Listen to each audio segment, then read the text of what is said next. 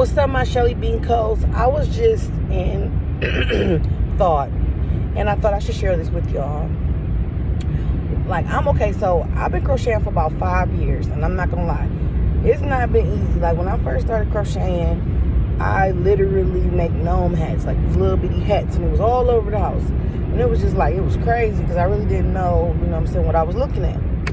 So then I kept doing it, and then eventually one day I put it down. I put it down for about 6 months, so then I was on YouTube watching different crocheting channels about the granny square, because at first I was like, well, I'll learn how to do a granny square first.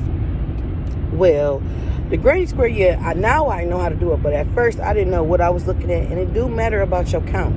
So if you are learning how to crochet or want to be a crocheter, you got to learn your count do matter, and your gauges matter. And I'm gonna say why your gauges matter, because currently right now I don't know why, but I know I had tried to make this loose cardigan with a zipper.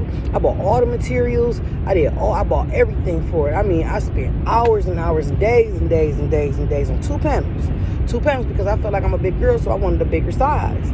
Okay, so boom, I put it down for a minute because it got frustrating, because I was like, okay, well, these two match. So then I said, well, no, I ran out of the same colored yarn. So when I ran out of the same colored yarn, I went on ahead and said, well, if it's an earth tone, I'm gonna put an earth tone gray with it. Okay, cool. So I got the gray yarn or whatever, and I was like, well, I lost my hook. So I was like, well, it shouldn't be a difference if I just switch a hook size, one hook size down. Tell me why the back of the panel was too small.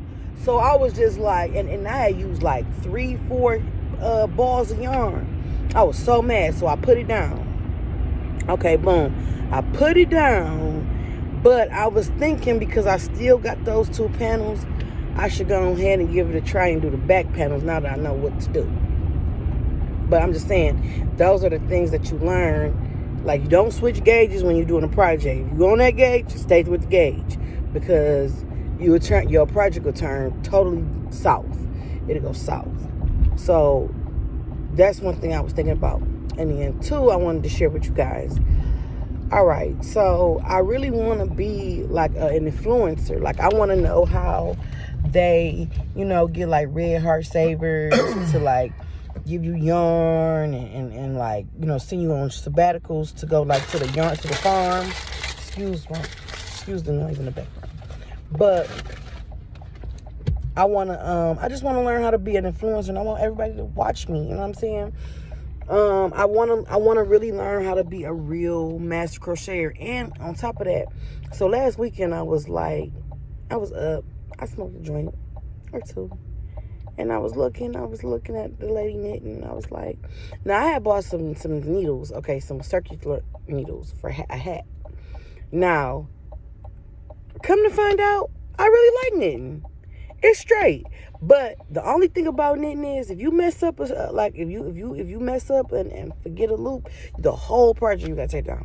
I swear to God, the whole project, and that will really grind your gears if you like at the end of your project and say like 2 loops slip.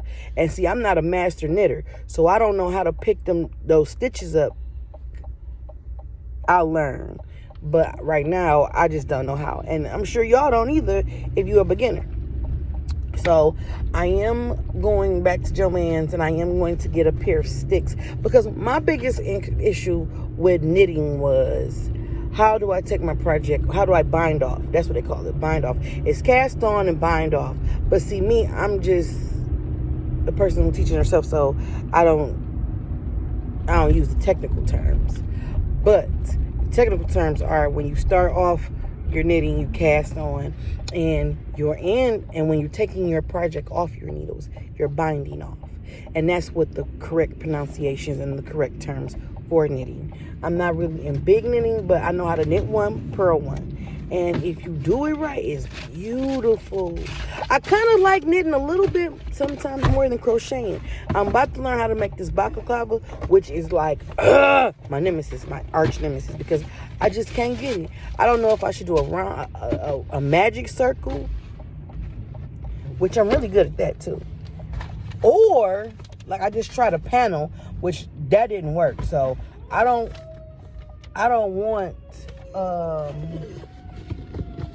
excuse me, I was hearing sounds. It was kind of I don't want to